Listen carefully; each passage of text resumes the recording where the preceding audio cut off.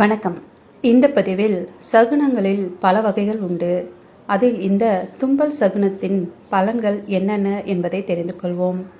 அதுக்கு முன்னாடி எங்கள் சேனலை இப்போ தான் நீங்கள் ஃபஸ்ட் டைம் பார்க்குறீங்கன்னா சப்ஸ்கிரைப் பட்டனை கிளிக் பண்ணிக்கோங்க. கூடவே அந்த பெல் பட்டனையும் கிளிக் பண்ணிக்கோங்க.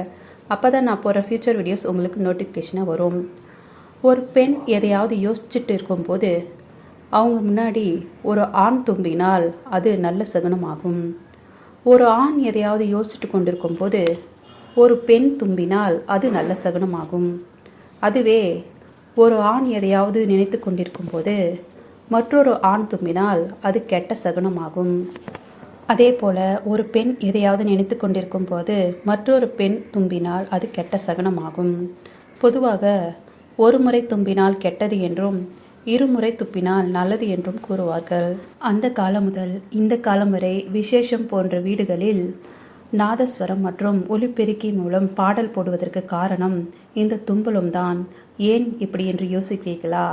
ஆம், இந்த தும்பல் யாராவது அந்த வீட்டில் தும்பிவிட்டால் அது அபசுகுணமாக கருதப்படும். ஆகையால் அந்த சத்தம் கேட்கக்கூடாது என்பதற்காகவே இதுபோல செய்வதாக நம் முன்னோர்கள் கூறுவார்கள். சளி, ஜுரம் போன்ற காரணங்களால் அடிக்கடி தும்புவார்கள். இதற்கு பலன் கிடையாது. இது இயற்கையாக நடக்கும் ஒரு நிகழ்வு தான். இது போன்ற தகவலை பெற எங்கள் சேனலுக்கு லைக் பண்ணுங்கள், ஷேர் பண்ணுங்கள், கமெண்ட் பண்ணுங்கள், மறக்காமல் சப்ஸ்கிரைப் பண்ணுங்கள். தேங்க்யூ ஃபார் வாட்சிங்.